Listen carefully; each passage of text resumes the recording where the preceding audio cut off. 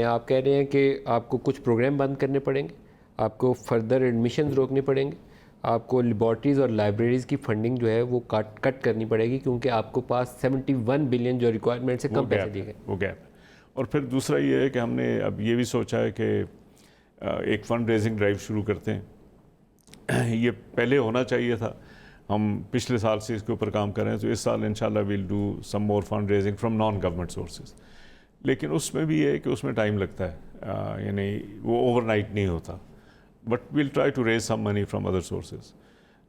پھر جو جتنا میکسیمم ٹیوشن میں خاص طور پہ یہ سیلف فنانسنگ سکیمز میں اضافہ ہو سکتا ہے، پھر اس سائڈ بھی ہم دیکھیں گے۔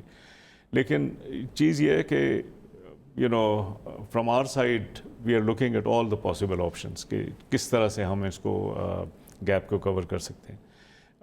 ایفیشنسی میں بھی ہم نے اب کافی وہ کیا ہے، یعنی جو نان فیکلٹی سٹاف ہے اس کی ہائرنگ کو ہم نے کہا ہے کہ آپ بالکل اس میں ہائرنگ ہی نہ کریں، جو لوگ ریٹائر ہو رہے ہیں یا چھوڑ کے جا رہے ہیں ان کو ریپلیس نہ کریں۔